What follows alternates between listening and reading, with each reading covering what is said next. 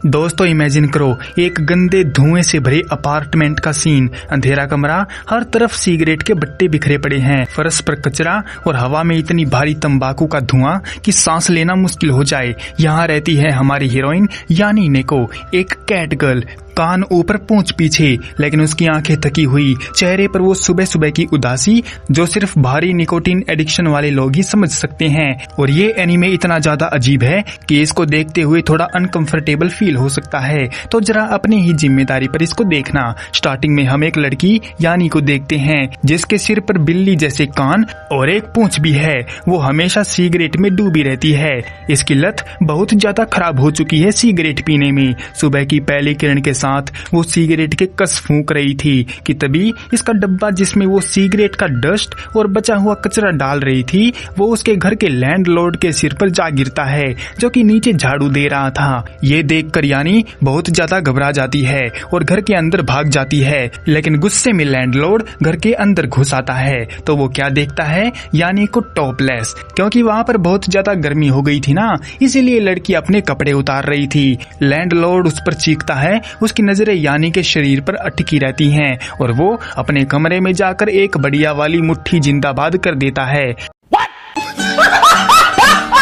अब ऐसा होना तो लाजमी है, क्योंकि सामने इतना बढ़िया सीन दिखेगा तो कौन ही अपने आप को रोक पाएगा। इधर यानी बिल्कुल परेशान, उसके पास एक भी सिगरेट नहीं बची। वो कचरे के थैले में हाथ डालती है, पुराना गीला कचरे से सना हुआ आखिरी सिगरेट निकालती है, उसको सुलगाती है और एक कश खींचती है तो उसको तुरंत ही उल्टी होने लगती है।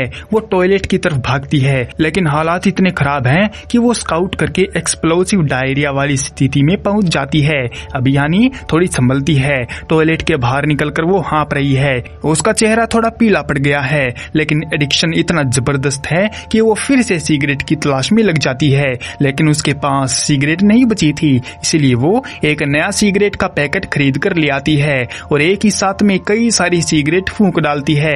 और जब वो बाहर निकलती है तो उसके साथ एक और कांड हो जाता है। तुम्हें पता है, जब उसके हाथ से छूटकर सिगरेट का पैकेट एक डॉगी के पूप में जाकर गिर जाता है तो वो उसको अनदेखा नहीं करती, बल्कि उसको उठाकर पी जाती है।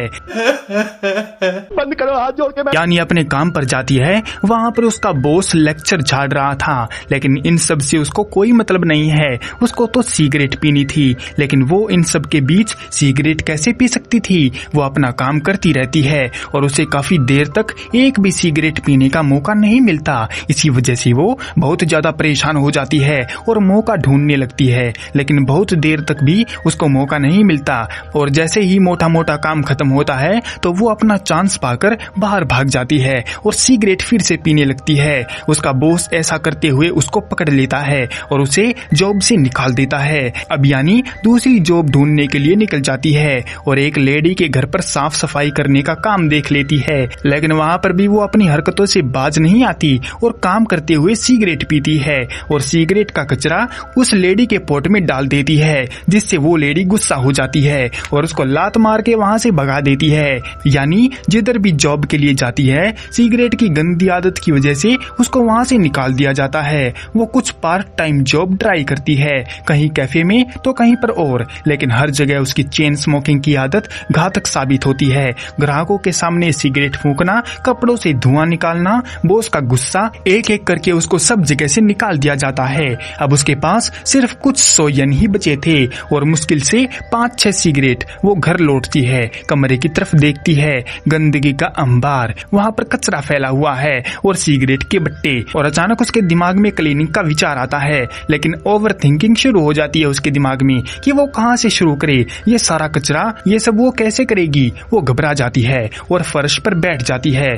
फिर वो अपनी छोटी बहन इमोको को फोन करती है तो उसकी बहन की आवाज साफ सुथरी है, लेकिन वो चिंता में भरी हुई पूछती है कि बहन तुम ठीक तो हो ना, किराया दे दिया, तुमने खाना खा लिया। जिस पर यानी झूठ बोलती है कि सब कुछ ठीक है, लेकिन उसकी आवाज उसकी बहन को सब कुछ बता देती है। उसकी बहन कहती है कि वो उसके पास आने वाली है। यानी फोन रखकर निकोटीन पैचेज लगाने की कोशिश करती है, लेकिन एक नहीं कई पैचेस एक साथ लगा लेती है। फिर वो बाथरूम में जाती है नहाने की कोशिश में, नेकेड होकर टब में सो जाती है। शरीर कमजोर, धुआं और विड्रोवल के असर से वो बीमार पड़ जाती है, यानी बाथटब में बेहोश पड़ी है। उसका शरीर ठंडा पड़ रहा है। अचानक दरवाजे पर दस्तक होती है। बाहर खड़ी है उसकी छोटी बहन इमोको, साफ सुथरी, चिंतित में, लेकिन साथ में वो हजमत सूट पहने हुए है जो पूरी बॉडी को कवर कर देता है, क्योंकि यानी के कमरे की बदबू और गंदगी इतनी भयानक है कि नॉर्मल इंसान बिना प्रोटेक्शन के अंदर घुस ही नहीं सकता।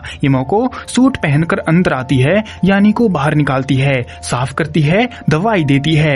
बहन की ये कोशिश देखकर यानी का दिल पिघल जाता है, लेकिन वो अभी भी कमजोर है। फिर आता है सपना, नाइटमेयर सीक्वेंस, यानी अस्पताल में है और जो वहाँ पर डॉक्टर होता है वो उसको लैंडलॉर्ड के रूप में दिखता है।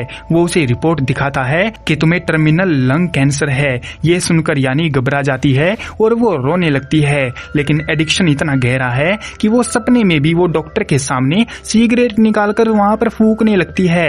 डॉक्टर उसको गुस्से में चिल्लाता है और उसके चेहरे पर एक थप्पड़ लगा देता है। अचानक से उसकी आंख खुल जाती है तो वो देखती है कि ये सब सपना था। यानी पसीने में तरतर हो गई थी, डरी हुई है, अंधेरे कमरे में अकेली है। वो तुरंत ही अपना फोन उठाती है और इमोको को कॉल करती है। उसकी आवाज कांप रही है। वो कहती है कि इमोको मैं सिगरेट छोड़ दूंगी, सब कुछ छोड़ दूंगी और एक अच्छी लड़की बनकर दिखाऊंगी। क्या यानी ऐसा कर पाएगी या फिर वो यूं ही हवा में बोल रही है? वो तो हम आने वाले एपिसोड में देखेंगे। तब तक के लिए सायोनारा।